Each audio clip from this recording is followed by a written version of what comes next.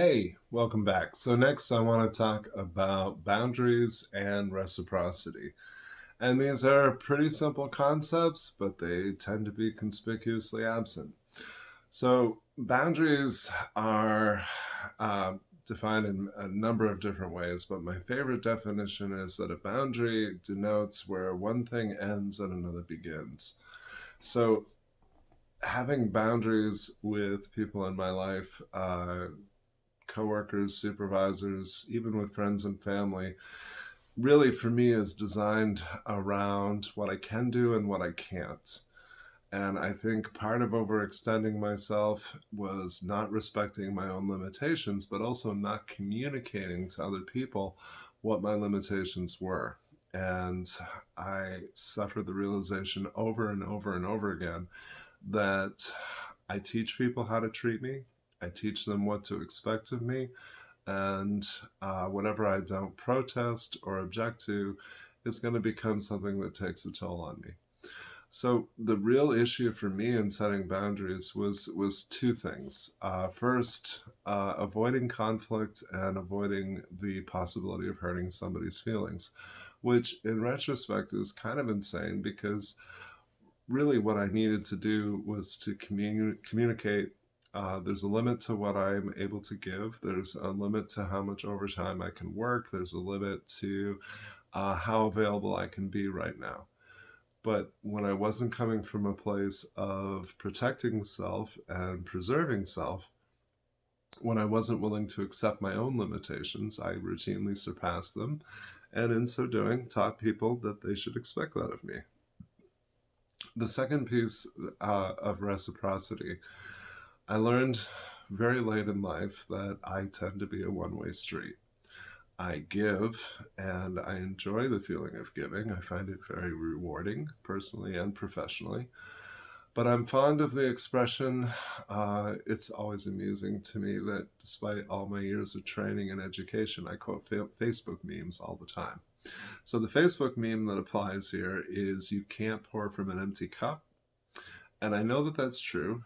We all know that. We know that it's an inevitability that we become drained when we constantly give and don't allow ourselves to receive and don't ask for the very things that we need. But what I also know metaphorically about people like me is that when the cup runs empty, I will cut myself open and bleed into the cup so that I have something to give. Um, I pretend that it's not taking a toll. I pretend that I have endless amounts of reserve and resources to be able to serve others. And then inevitably, I reach a point where I can't.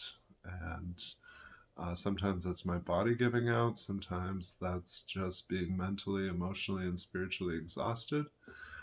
Um, I learned the lesson for the first time in the late 90s. I had pneumonia, and it was the first time in my life where it didn't matter how important I thought my work was or how badly I needed to perform a task. It was the first time in my life that my body just said, I don't care what you think we're doing today, pal, we're not doing it. And that was humbling.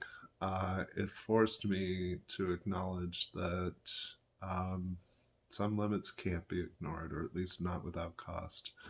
I have a real awareness today of my immune system and the toll that stress takes on it. I have a lot of simple habits, including just little things like taking a multivitamin that I know make it better for me. But the real issue for me with reciprocity was tolerating the vulnerability of receiving. It was too easy for me to deflect. It was too easy for me to say, oh no, that's not necessary. I don't need that. Brene Brown, of course, has done incredible work on the power of vulnerability and what it makes possible in our lives. Her TED Talks, she has one on shame and one on vulnerability that I can't recommend highly enough because she's spot on. If we are coming from a place of shame, if we're coming from a place of guilt or feeling less than, we only act as a one-way street. We only give. We're still trying to earn worth. We're still trying to become worthy. And it's important to get some outside feedback there. because people who really care about us, people who really respect us and our work, they see us in a very different way than we see us. And I think, honestly, one of the turning points in my life was when I allowed people to share their truth with me about me and consider the possibility that they were right. My inner critic says that things need to be better. And there's a part of my rational brain that says, well, how good is good enough? And I have an addictive personality, I have an addictive brain. And so constantly striving, constantly wanting to be more and do more comes very naturally to me. But for a number of years now, I haven't been willing to pay that price. So I seek out people in my life who I really respect and enjoy spending time with. I have a lot of really open and vulnerable discussion with them, and we have a willingness to be brutally honest with each other. We have a willingness to simply ask for what's needed and provide it.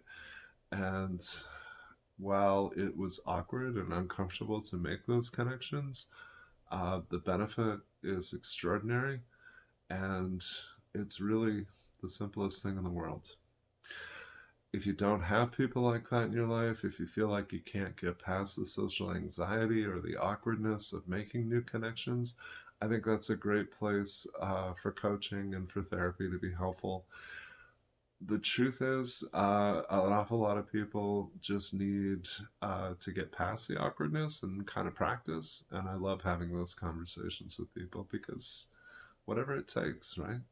Left to our own devices, we're going to stay stuck. And if we can tolerate the discomfort of change, we can get infinitely better outcomes.